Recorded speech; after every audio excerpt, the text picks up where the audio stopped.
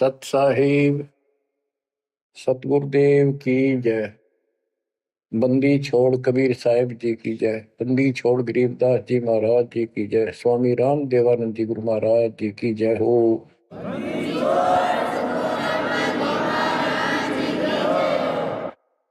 सर्व संतों की जय, सर्व भक्तों की जय, धर्मी पुरुषों की जय। श्री काशी धाम की जय, श्री सुडानी धाम की जय, श्री क्रोथा धाम की जय, श्री बरवाड़ा धाम की जय। सत साहिब परम पिता परमात्मा कबीर जी की असीम हृदय से बच्चों, आज आपको अपने घर का पता चला। ये अरहट वाले कुएं में, ये अरहट का कुआ लोई या गलबंद है सब कोई, कीड़ी कुंजे पर अवतारा, हर हट डोरी बंधे कई बारा। इस हर हट जैसे कुएं में बहुत बार चक्कर काट चुके हो। अब इस झंझट से छूटने का समय आ गया। आप किसी से पूछ लो, कोई भी मरना नहीं चाहता, पर सबको पता यहां रह भी कोई नहीं का। यह समस्या क्यों है? ये इसलिए है कि अब मृत्यु अच्छी चीज नहीं, सबसे घटिया ये है। फिर उम्र दोस्त था, जब तक जवान रहता है रोगी रोटी के चक्कर में उड़ जा रहा है, बस की बात नहीं। यहाँ की व्यवस्था ऐसी है, छोटे छोटे बच्चे होंगे, उनके पालने के लिए मर मिटता इंसान, और करना पड़े, देखे जहां भूखे बैठे। तो ये मजबूरी है अपनी। और फिर सारा जीवन बच्चों को पाल पोस कर पढ़ा कर शादी कर दी, उनके बच्चे हो गए। बच्चों, अपना कर्म के साथ जीव आप बैठे। बच्चे कितने अच्छे हों, कितनी अच्छी बहू आ जा पुत्रवधू, लेकिन कर्म में दुख है तो कोई न कोई इसी आंट ला देगा काल। वो चाह कभी आप उसकी मदद नहीं कर पाओगे, उसके कर्म ना करने दे। जैसे आपको बताया, या फिर कोई ऐसी बीमारी हो जाएगी, बच्चे भी, बेटा भी, पुत्र वधू भी दोनों बैठ कर रोने जाएंगे, और वो चिल्लाए जा। सास या ससुर कोई भी है, वो कर्महीन इंसान दुख आवेंगे। वो दवाई भी जो आ सके हैं अच्छे हॉस्पिटल में ले जाएंगे, लेकिन उस दुख उस दर्द 2900 ने कौन मिटा होगा? बच्चों, बहुत बार समझा लिया आपको, कति आंख नहीं खुलने देता। यू काल केवल सतगुरु शरण में आने से इस काल का प्रभाव हट जाता है कुछ समय के लिए, और तब ये बातें अच्छी लगती हैं। ना कोई गाना, ना कोई बेंजू बजे, ना कोई अच्छा सुर निकाल ले जाते, केवल ये परमात्मा की अमर कथा सुनाई जाती है, उस दाता की बोली, उस कबीर परमात्मा की महिमा सुनाई जाती है। और धीरे धीरे जब पाप कम होते चले जाते हैं, यह इतनी अच्छी लगती है। वो गाने सुना करते बकवादी, एक अन्य के लिए लगते इनके सामने। तो पाप कर्म जितने कटते चले जाएंगे, इतने ही ये आत्मा का आहार इसे अच्छा लगने लग जाएगा। ये बहुत सी घटनाएं सारे घट रही हैं, पर एक आधा सुनाने से सभी समझ में आ जाती है। एक व्यक्ति को अधर्म मार गया, पैरालिसिस होगा, और उसके 4 एकड़ जमीन थी, उन्हें 16 एकड़ बढ़ा दी। सारी जिंदगी मेहनत करी खूब कंजूसी के साथ। भगवान को जाने कौन था, कोई सुनता ही नहीं भगवान के बारे में। था उसको 4 लड़के हो गए, चारों की शादी कर दी, चारों अलग अलग हो गए। उसको पैरालिसिस हो गया। अब उसको कोई नहीं उठा उन चारों में, और बच्चे उसके पास से निकल जा। गांव के व्यक्तियों को पता चला, वो आए, उन बच्चों को समझाया, भाई बाप है, इसने कितना कुछ किया तुम्हारे लिए, कुछ तो शर्म करो।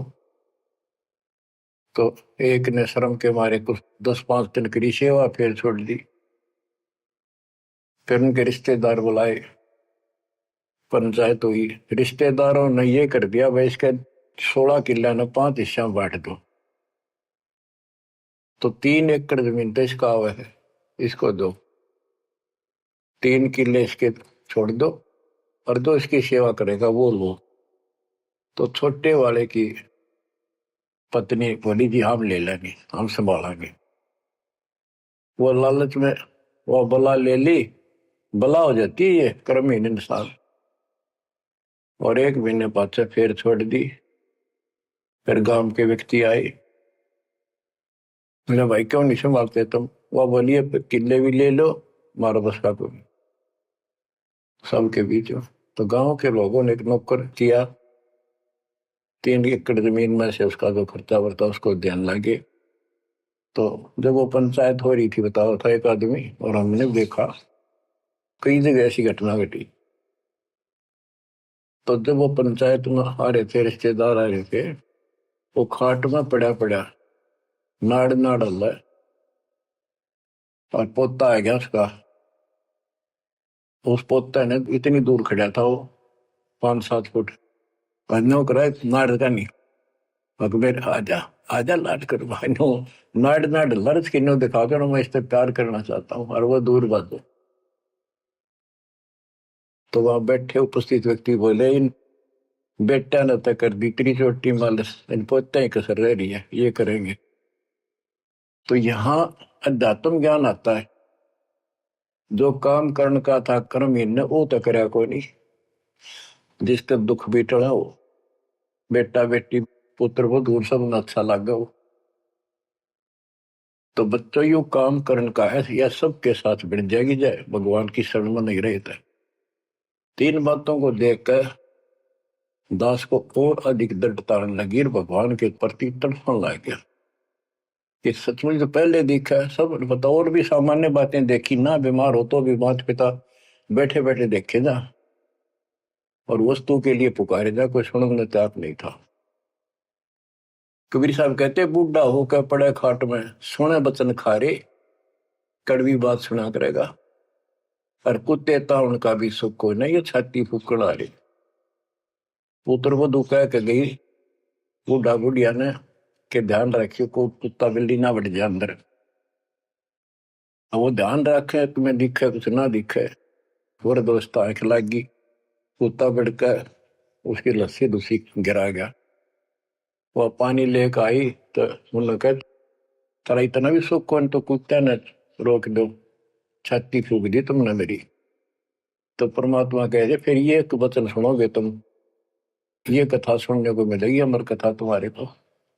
जो काम करने का वो कर लो, भक्ति करो, और फिर देख घर में भी सुख, शरीर में भी सुख, और सारे बच्चे भी भक्ति मार्ग पर लग जाएंगे।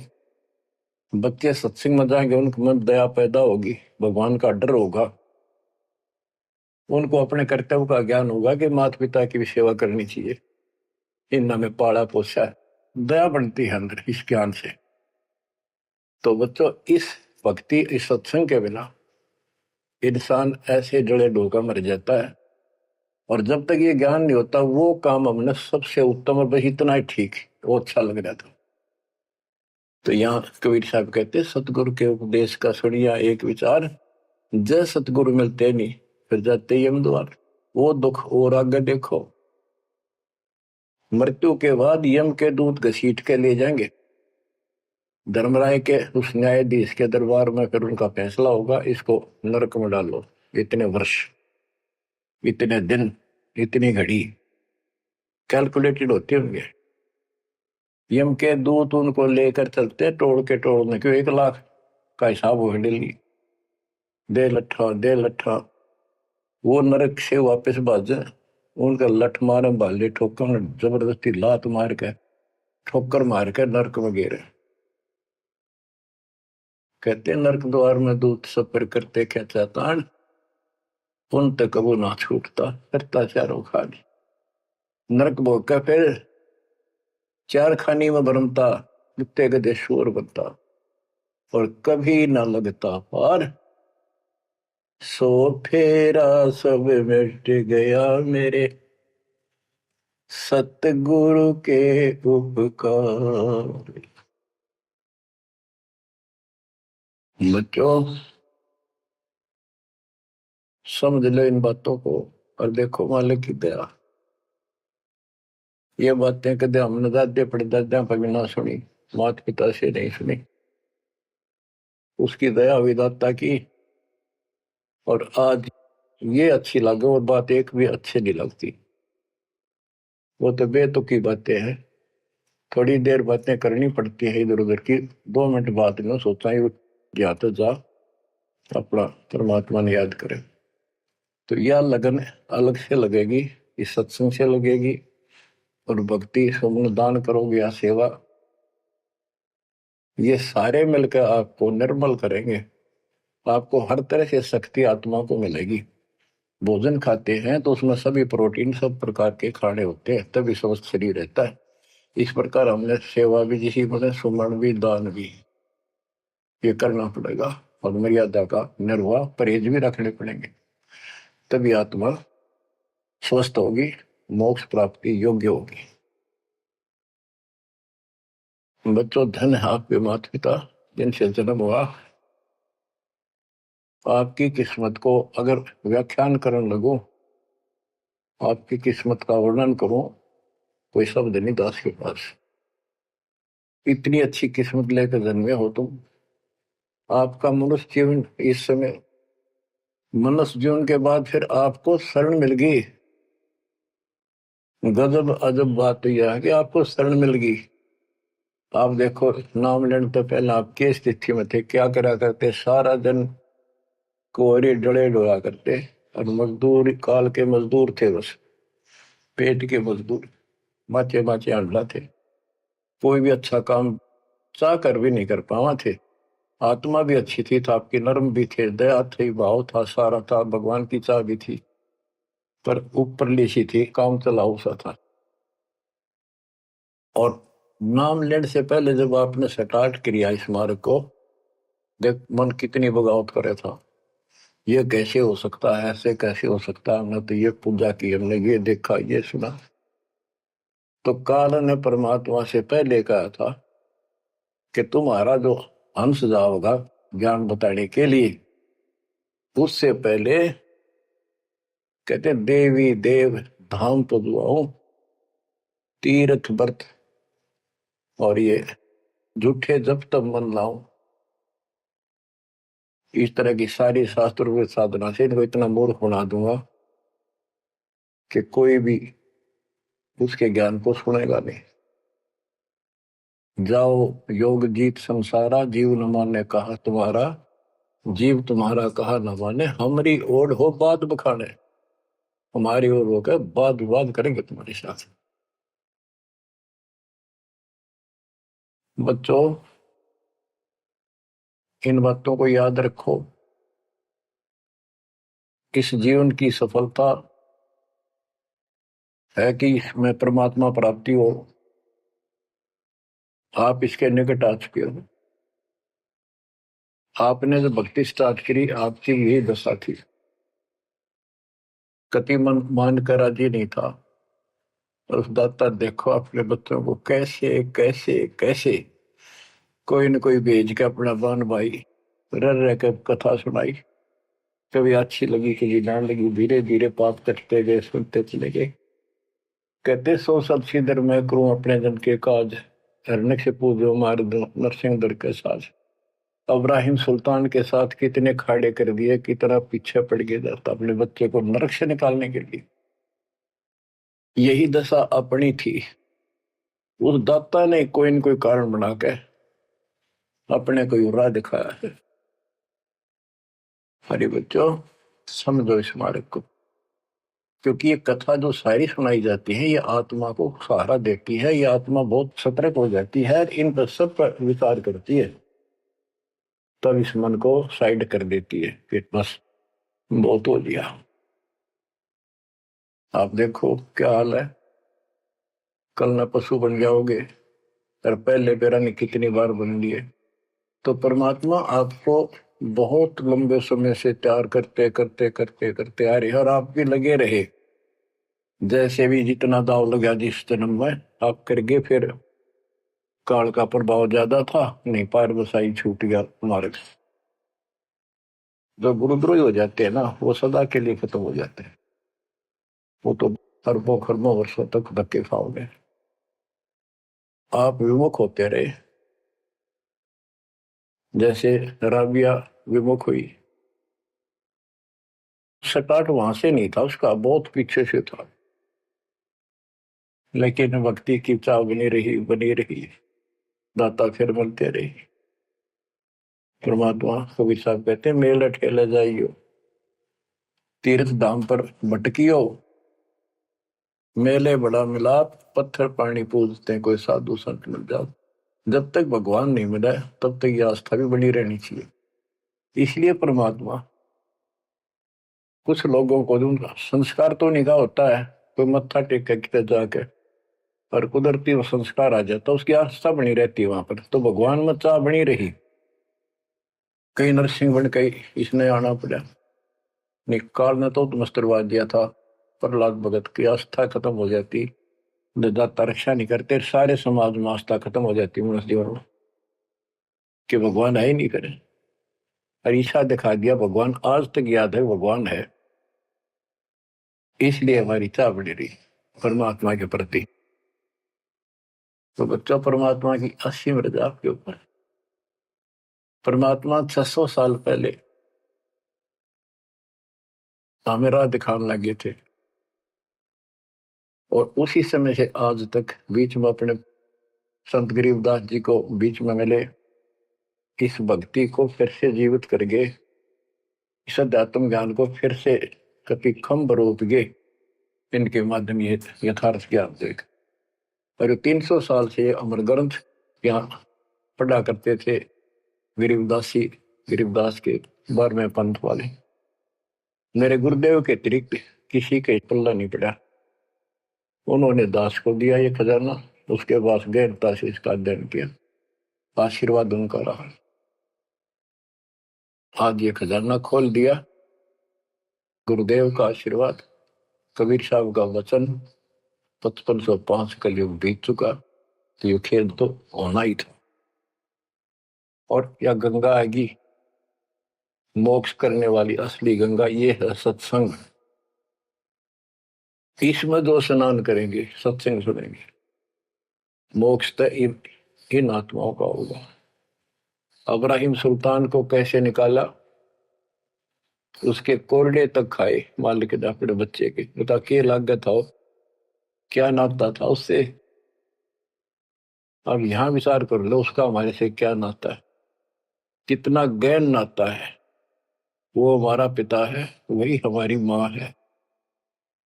उस परमात्मा में हमारे प्रति माँ और पिता दोनों का मोह है, कितना जबरदस्त हो सकता है वो देखो।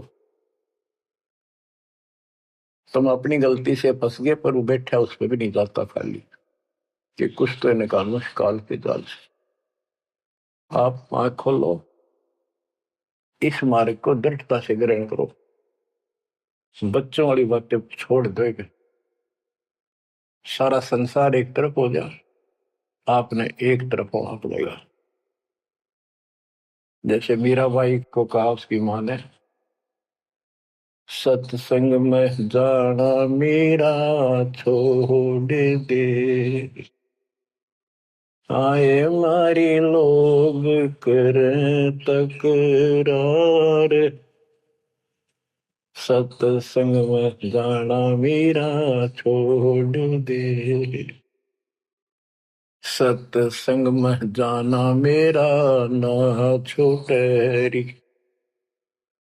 सत्संग में जाना मेरा ना छूटे, तारी चाहे जल कमरो संसार, सत्संग में जाना मेरा ना छूटे। इस दशा में, इस स्थिति में आपको आना पड़ेगा।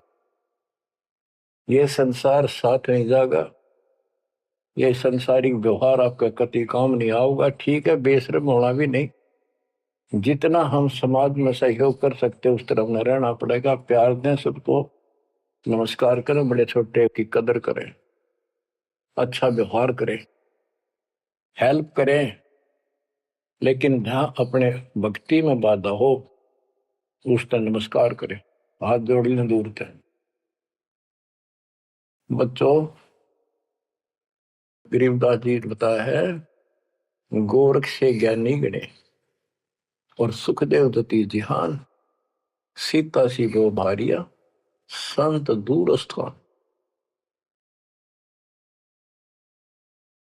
पुण्यात्मो, आपको अध्यात्म सिलेबस, ये अध्यात्म का पाठ्यक्रम पढ़ाया जा रहा है, दास टीचर है, और इसको बार बार रटवाऊंगा, बार बार समझाऊंगा, क्योंकि टीचर सारा साल उस सिलेबस को रह रह कर रिपीट करवाया करे, तब बच्चों के आत्मा में, उसके मन में, बुद्धि में वो सेट होता है। तो बच्चों, आपको ये सिलेबस दास बार बार रिपीट कराएगा और ध्यान से उत्सुकता से सुनते रहना। परमात्मा के ज्ञान को, सत्संग को सुनो जब कति एकाग्र चित्त से सुनो। गरीब गोरख से ज्ञानी घने, सुख देव जति जिहान, सीता सी बहु भारिया संत दूर स्थान। अब आपको अमर ग्रंथ की अमर वाणी का कुछ अंश सुनाऊंगा। जैसे दास की बुद्धि काम करेगी उसको सरल भी बनाऊंगा। गरीब यज्ञ रची जब पांडव राजा, नो नाथो नहीं ना दुहबाजा, 84 सिद्ध रिद्ध सब मोहे, पूर्ण ब्रह्म ध्यान नहीं जोहे। अब क्या बताना चाहते हैं संत गरीबदास जी, कि जब पांडवों ने अश्वमेघ यज्ञ रची तो उसमें 33 करोड़ देवता, 88,000 ऋषि, ब्रह्मा विष्णु महेश तक उपस्थित थे, 12 करोड़ ब्राह्मण, और ये गिरिपुरी, इनका गिनती नहीं, 56 करोड़ जहां थे या दो, शंख पचायन नहीं बाजा ना दो। तो कहने का भाव ये है कि गोरख से ज्ञानी गणे, सुखदेव जति जिहान, प्रसंग ये है। और सीता सी बहु बारिया संत दूर स्थान। पांडवों ने अश्वमेघ यज्ञ क्यों की थी?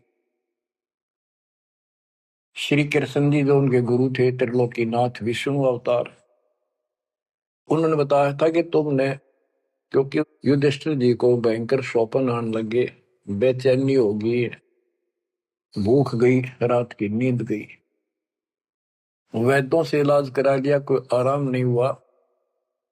श्री कृष्ण जी के गुरु थे, उनसे समाधान जाना और कारण पूछा कि ये हुआ क्यों। तब श्री कृष्ण जी कहते, तुमने जो बंदूक घात किए हैं, युद्ध में, महाभारत में आदमी मारे और अपने प्रियजन मारे, रिश्तेदार मारे, ये पाप वो हानि कर रहा है, वो सेध रहा है। समाधान ये है कि अश्वमेघ यज्ञ करो और पूरी पृथ्वी पर न्योता दे दो, कोई आओ, धर्म यज्ञ करो एक, और धर्म यज्ञ सफल होगी तो तुम्हारा यह दुख दूर होगा, अन्यथा नहीं होगा। और यज्ञ संपूर्ण होने की, सफल होने का चिन्ह बना दिया, बता दिया निशानी, कि एक शंख 5 मुंह का, पंचानन शंख, उसको पंचजन्य भी बोल देते हैं। पंचायन, आनंद माने मुख होते हैं, पंचानन 5 मुख का शंख एक अलग स्थान पर रखा जाएगा। वो कोई बजाएगा नहीं, आप पर बाजेगा। वो बाजेगा तब जब कोई पूर्ण संत, अच्छी करने वाला उसमें भोजन खा लेगा। तो 33 करोड़ देवता बुला लिए, 88,000 ऋषि आगे, 12 करोड़ ब्राह्मण आगे, तो किसी से भी शंख नहीं बजा। न्योता देने के लिए चारों पांडवों की चारों दिशा में ड्यूटी लाई थी युधिष्ठिर ने छोड़ दिया कि भी न्योता देगा और निमंत्रण दो। भीम का निमंत्रण देने की जो दिशा थी, ड्यूटी थी जिस साइड में, उसमें सुदर्शन नाम के एक सुपच, जिसे आजकल शेड्यूल कास्ट कहते हैं, उसमें सुपच कहते थे, और वाल्मीकि जाति में थे वो। भीम वहां गया। भीम ने उनको निमंत्रण दिया कि भगत जी हमारे वहां आइयो, और मैं युधिष्ठिर राजा का भाई भीम हूं, और ऐसे ऐसे हमने एक अश्वमेध यज्ञ रची है, आप आमंत्रित हैं। तब सुदर्शन जी ने कहा, सुपच ने, कि भीम तुमने तो इतना पाप कर रखा, कसाई भी फीका पड़ गया, तुमने ऐसा जुल्म कर दिया। वो बहन आज तक रो रही है, जो विधवा होगी सैनिकों की, उनके बच्चे टक्कर मार रहे हैं, माँ से पूछ रहे हैं पिताजी कब आएंगे छुट्टी। उनकी माँ एकांत में ज्यादा रो रही है, तुम बैठ के ठाठ कर रहे हो और तुम मौज कर रहे हो, तुम तो नरक में डाले जाओगे। मुझे बुलाना है, जो अश्वमेघ तुम करने जा रहे हो, ऐसी अश्वमेघ 100 का फल मुझे संकल्प करो, 100, तब मैं तुम्हारे जाके रोटी खाऊं, मैं कौन पड़े से नरक में। अब अहंकार था भीम को कि हमारी यज्ञ तो सफल होनी है, क्योंकि श्री कृष्ण जी रहे साथ। तो उस भगत को कहा कि तेने आना होता आज, ये निफालतू ना बोले कि तेरे बिना वह काम अड़ा है, हमारे कोई आंट नहीं लगती। तो सुदर्शन जी चुप हो गए, साकेत और सवान को उल्ट जवाब ना दे। जब उनका कति संपूर्ण नहीं हुआ, वो काम नहीं बना, 33 करोड़ यादव सारे आ लिए, सब ने भोजन खा लिया, शंख नहीं बजा। जब एक दूसरे के मुंह को देखा है, वो उपस्थित ऋषि संत देवता ये बतला रहे हैं कि इनके पाप गणे कर लिए इनने। हाँ, शंख बजेगा कहां से, अपने ऊपर ना लेते। अरे, अब जैसे ये माया के अंग का प्रसंग है, वाणी वो चल रही है कि इस देवी ने, इस माया ने काल के दबाव में यह सबको भ्रमित कर रखा है, सत साधना करने नहीं देती, शास्त्र साधना में डरे डुबावे। कर तो काट रहा है, लेकिन यह उसके दबाव में आ गई, या क्या करे, फंस गई, इसके साथ आकर निकम्मे गए। तो बच्चों, तब युधिष्ठिर बोला, महाराज हमारे पाप गिने हैं भगवान, ये तो कभी नहीं बच जाए। तो मन पता है क्या हाल हो रहा है, वो मेरे स्वप्न में भी दिखाई देते, वो बच्चे रोते हुए, उनकी विधवा रोती हुई टक्कर मार रही है। कृष्ण जी बोला, भाई इस शंख न बजाने वाला आया को नहीं। भीम को बुलाया कि बताओ इस साइड में किसकी ड्यूटी थी निमंत्रण देने की, कि भीम की थी। भीम से पूछा कि तुम ऐसे ऐसे एक सुदर्शन नाम का संत है, उसको न्योता नहीं दिया। वो बोला, जी निमंत्रण दिया था, पर वो तो कुबोल आदमी है, ये बातें बोली है कि तुम पापी हो, अपराधी हो, वो तो गलत बोला। कृष्ण जी बोले, आपने क्या कहा। भीम बोला, मैंने कह दिया तो नाना होता जी, आपने ना तो मत आइए। श्री कृष्ण जी बोले, सारा काम खराब कर दिया, साधु संतों से ऐसे नहीं बोलना चाहिए, वो जो कहते हैं उसमें कोई दम होगा बात में। तुम तो सारा काम बिगाड़ दिया, अब बता क्या करेगा। इतना पैसा लग गया, बात वही की वही, ओडे मुंह हो गया भीम का, कहते माँ चिरा था, तक के दिफा था।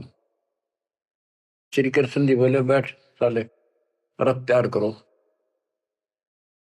उस दौरान जब यह घटना घटी, उसमें परमात्मा करुणा में नाम से प्रकट थे कबीर साहब, और सुदर्शन उस करुणा में परमात्मा के बच्चे थे, शिष्य थे। सुदर्शन जी ने अपने गुरुदेव को जाके बताया कि महाराज ऐसे ऐसे वो भीम आया था, और मैंने उसको बोल दिया भाई ऐसे ऐसे कर। परमात्मा बोले, बा वो यज्ञ तो उनकी पूरी हो को ना, उन तो वो सारे माया के पुजारी बैठे हैं, वह फिर आओगे। तू खिसक जाए यहाँ पे। सुदर्शन जी तो निकाल दिए, परमात्मा सुदर्शन रूप बनाकर बैठ गए। पांचों पांडव छठे कृष्ण जी गए, 1 योजन 12 किलोमीटर दूर रथ से उतर लिए और पैदल चल पड़े। जाके श्री कृष्ण जी ने दंडवत प्रणाम किया तो पांडव तापा मरे पड़े थे, पांचवा ने उन्होंने किया। तब सुदर्शन जी बोले, अब सुदर्शन जी कहूंगा मैं, क्योंकि ये फिल्म है, फिल्म में जो रोल जो करता है वही बोला जाता है। सुदर्शन जी ने कहा, आओ त्रिलोकीनाथ, कैसे आना हो गया।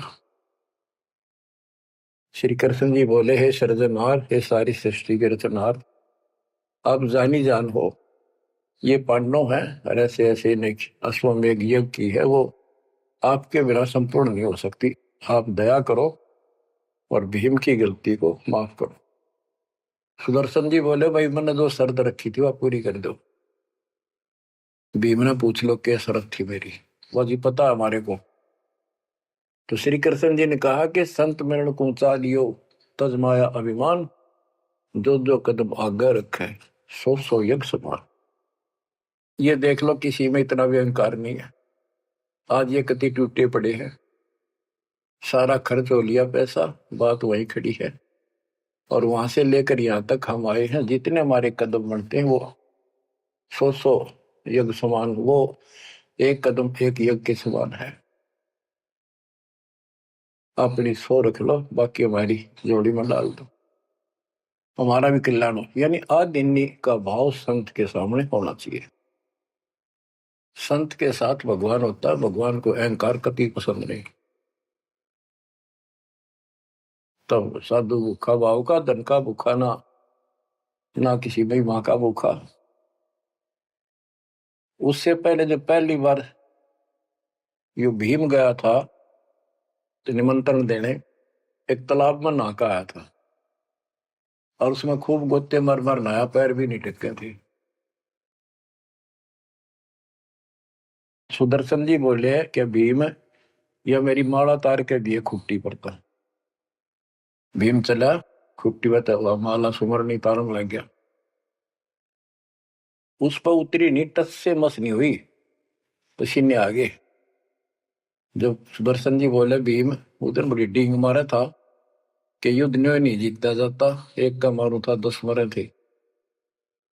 अरे माला ना उठी तेरे थे, छोड़ के आ गया, दूर खड़ा हो गया। और कोई दिखाना भी जरूरी था कि कुछ है इसके पल्ले, ना तो उनके मन में फिर दूसरा देता। ऐसे हाथ किया परमात्मा ने, वाला अपने आप उठ के उनके हाथ में आ गई। धर्मदास यहाँ घना अंधेरा, बिन परचा जीव जम का चेहरा। अगर थोड़ा बहुत ना दिखाऊं अपनी शक्ति तो काल का बंधेरा मेरी तरफ आवे को नहीं। उस दिन तो बड़ी बात बोल रहा था भीम, और सुन ले, तेरे जैसे पहलवान बहुत होगा जाएंगे। जिसमें तू उस दिन स्नान करके आया था ना, वह खोपड़ी थी उस कुंभकर्ण की। खोपड़ी, ये सिर का ऊपर ऊपर का कटोरा, जिसमें तेरे पाँव भी न टेके, ऐसे ऐसे होकर जानिए बकवादी। भक्ति बिना बात नहीं बने बच्चों। तो जब परमात्मा यानी सुदर्शन जी रथ में बैठकर उनके साथ वहां पहुंचे, द्रौपदी ने देखा कि कौन सा है संत, पता चला यू केला यू होगा। तो तभी उसके मत्था ठन गया कि इससे क्या होता, ये इतने ऋषि बैठे तपस्वी फलाना। फिर श्री कृष्ण जी ने कहा, द्रौपदी बढ़िया भोजन तैयार कर, संत खाना खाओगा तारा काम बनेगा। तो द्रौपदी ने सोचा, बढ़िया भोजन बनाऊं, कई प्रकार के पकवान बनाकर थाली में नारी नारी कटोरिया में रख कर दिए। पर सुदर्शन जी जो है वह 5 ग्रास खाते थे। वो अपने मनमुखी होते, पर रोल उसी का करना था परमात्मा। ये कुछ भी करते रहो, भक्ति ठीक करो बस। तो उन सब में से थोड़ा थोड़ा मिला के इकट्ठा कर लिया, खिचड़ी ही बना ली, कति रला दिए कि सारे पकवान वहां मिल जाए और सबका भोग लग गया। द्रौपदी मन में सोच रही थी, मैंने 1 घंटे तक आंख पड़वाई दूं मैं और इतने बड़ी आइटम बढ़ाए। अक्षंत खाओगा, रंगुली चाटेगा और सरा होगा किसने बनाई है सब्जी रोटी। और इसने कुछ करना आता ना, और ना शूद्र का शूद्र, ये कहाँ के शंख बजाएगा ये। अब परमात्मा ने यानी सुदर्शन जी ने 5 ग्रास खाए, 5 बार शंख बोला। और युधिष्ठिर जी बड़े खुश हुए, कृष्ण जी से कह रहे आपने बड़ी दया करी, बड़े महापुरुष खोज के लाए, हमारा तो काम बन गया। कृष्ण जी बोले नहीं बना, ये तो शंख कंटिन्यू बजना चाहिए था, अखंड, और काफी देर तक स्वर्ग तक सारी पृथ्वी पे इसकी आवाज जाएगी, धीमी धीमी मीठी मीठी प्यारी प्यारी, तब सफल होगी। युधिष्ठिर बोले हे भगवान अब कौन रह गया, किसको लाओगे। बोला भाई इस वाल्मीकि के बाल सब ना ही 3 लोग, ये के वाल्मीकि दिखे तुमने, इसके एक बाल के समान भी 3 लोग नहीं है, इतनी ताकत है इसमें, इतनी भक्ति की शक्ति है। अपने घर में कमी है वह खोजते। द्रौपदी बुलाई, द्रौपदी से कहा कि बहन साची बता, तेरे कोई दोष आया इस महापुरुष के प्रति। तो उसने सारी बता दीजिए, ऐसे ऐसे मेरे मन में दोष आया। द्रौपदी शुक्र मना तेरे घर पर टूक तोड़ ली, इसने खाना खा लिया। तो अपने घर सब 2 रोटी खाकर सोते हैं, कोई भूखा नहीं सोता, भगवान सब न दी है। इस तरह का अहंकार करने से काम नहीं बनते। इसके चरण धोकर पियोगी ने, जब तेरे अंतःकरण का पाप भी दूर होगा और कुछ राहत भी तब मिलेगी। अमृता क्या नहीं करता। द्रौपदी लाई बढ़िया सी थाली परात उठाकर चांदी की, और उसमें लोटा लेकर संत के चरण धोए, गाल के कटोरे में पीण लगी। कृष्ण जी बोले बहना दा मुझे भी देना, ईशे महापुरुष का चरणामृत कद कद मिल रहा है। तो आधा द्रौपदी ने पिया, आधा श्री कृष्ण जी ने। और फिर वो देखो अखंड बाजा, वो ऐसे ढंग से बजाए धीरे धीरे धीरे धीरे सुर बढ़ता चलेगा, स्वर्ग तक पूरी पृथ्वी पर आवाज गई, कण कण में सुनाई दिया। और जो पेड़ थे पौधे पूरे के पूरे बसंत की तरह फूल आगे और खिल गए, इतना सुंदर मौसम होगा सुहावना। गोरख से ज्ञानी गढ़े और सुख दे जती जिहान, सीता सी वो भारिया संत दूर स्थान। संत को ऊपर दिखावे से ज्यादा मीठी मीठी लंबी चौड़ी कथा सुनाने से, अटपट करके प्रवचन करने से पहचाना नहीं जा सकता। तो बच्चों ना जीव की सी बुद्धि है को पहचान ले, पहचान लिए होते तक कबीर भगवान आए न थे, संत गरीबदास जी आ रहे कहने गए। अब बच्चों आपको थोड़ी सी अमृत वाणी सुनाता हूं। ग्रीव फिर पांडवों की यज्ञ में शंख पंचायन टेरे, 12 कोटि पंडित जहां पड़ी सबन की मेरे। यज्ञ रची जब पांडव राजा, नौ नाथों ने नादू बाजा। उस यज्ञ में 9 नाथ, 84 सिद्ध, 33 करोड़ देवता, 88,000 ऋषि, 12 करोड़ ब्राह्मण और 56 करोड़ यादव जो श्री कृष्ण के वंशज थे, जो पांडवों के रिश्तेदार थे। क्योंकि श्री कृष्ण जी की बहन सुभद्रा अर्जुन के ब्याही थी। या क्या कहते हैं, यज्ञ रची जब पांडव राजा, नौ नाथों ने नादू बाजा। 84 सिद्ध रिद्धि सब मोहे, पूर्ण ब्रह्म ध्यान नहीं जो है। अब माया के उनकी वाणी पर देखो छिए, इन्होंने बताया है कि 84 सिद्ध 9 नाथ ये रिद्धि सिद्धि में उलझा रखे थे। 84 सिद्ध रिद्धि सब मोहे, इन्होंने पूर्ण ब्रह्म ध्यान नहीं जो है, पूर्ण परमात्मा की भक्ति नहीं करी। कोटि 33 यज्ञ के माही, सुर नर मुनि जन गिनती नाही। 56 कोटि जहां थे यादो हो, जिनसे नाही बाजा नादू हो। कोटिक वक्ता वेद उचारी, ना बयम संपूर्ण सारी। सर दर्शन की गिनती नाही, अनाथ जीव जी में बो माही। ओहो, सठ दर्शन ये गिरिपुरी कहती है बहुत गड़े आए हुए थे, और अनाथ जीव भी बहुत गड़े आए। सुर नर मुनि जन तपा सन्यासी, दंडी वृत्त बहुत उदासी। कामधेनु कल्प वृक्ष ही लाए, 3 लोक के सुर नर आए। 5 पांडव कृष्ण शरीरा, जिनसे यज्ञ बही निधीरा। होय होय, 5 पांडव और श्री कृष्ण जी वही खाना खा चुके थे, उनसे यज्ञ बही नहीं थीरा, उनसे यज्ञ नहीं हुई पूरी। एक बाल्मीक नीचे कुल साधु, जिन शंख पचायन पूरे नादु। और गनो माया के पूता, ब्रह्म जोगनी सब ही दूता। ओहो, कहते हैं एक बाल्मीक नीचे कुल साधु, जिन शंख पचायन पूरे नादु।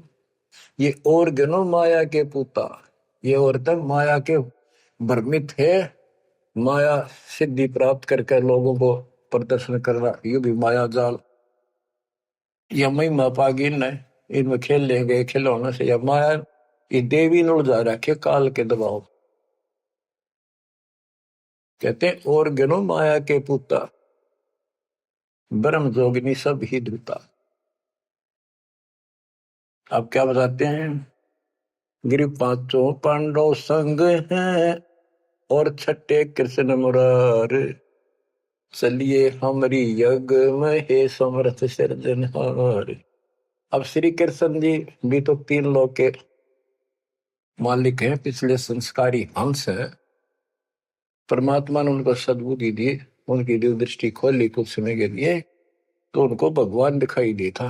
वो सुदर्शन उस दिन थे भी भगवान, पर उसको एहसास था, क्योंकि अध्यात्म मार्ग के अंदर अपने आप आत्मा अपने से शक्तिशाली के आगे नीचे हो जाती है, मुरझा जाती है। गिरि 5 पांडव संग हैं, और 6 कृष्ण मुरारे। चलिए हमारी युग में समर्थ सृजनहार। गिरि पांडव यज्ञ अश्वमेघ में, सतगुरु किया पिया ने। 5 पांडव संग चले, और 6 भगवान। गिरि पांडव यज्ञ अश्वमेध में, वाल्मीकि की बे। शंख पचायन बजाइया, राख्या नहीं संदेह। गिरिव सुपच रूप धर आइया, सतगुरु पुरुष कबीर। 3 लोक की मेदनी, सुर नर मुनि जन भीड़। कहते हो सुपच का रूप धरकर स्वयं सतगुरु परमेश्वर कबीर जी आए, जहां पर 3 लोक की सेना बैठी थी मेदनी, या दुनिया भरी पड़ी थी। 33 करोड़ देवता, 88,000 शेरियो, 56 करोड़ यादव। 33 कोटि यज्ञ में आए, 688 सारे। 12 कोटि वेद के वक्ता, सुपच का शंख बजा रे। के 33 करोड़ देवता, 88,000 ऋषि, 9 नाथ, 84 सिद्ध, 12 कोटि वेद के वक्ता ब्राह्मण, ये सारे वहां पर बैठे थे। उन तो ये छोटा सा काम नहीं हुआ, 3 ताप के अंतर्गत पांडव दुखी हो रहे थे। तुम कौन राम का जपते जापम, तात कटे ना 3 ताप। तो बच्चों, परमात्मा की आपके ऊपर असीम रजा है, आपको पूर्ण परमात्मा की भक्ति मिली, पूरा सतगुरु मिला, आपको मोक्ष दे दाता सच्चाई।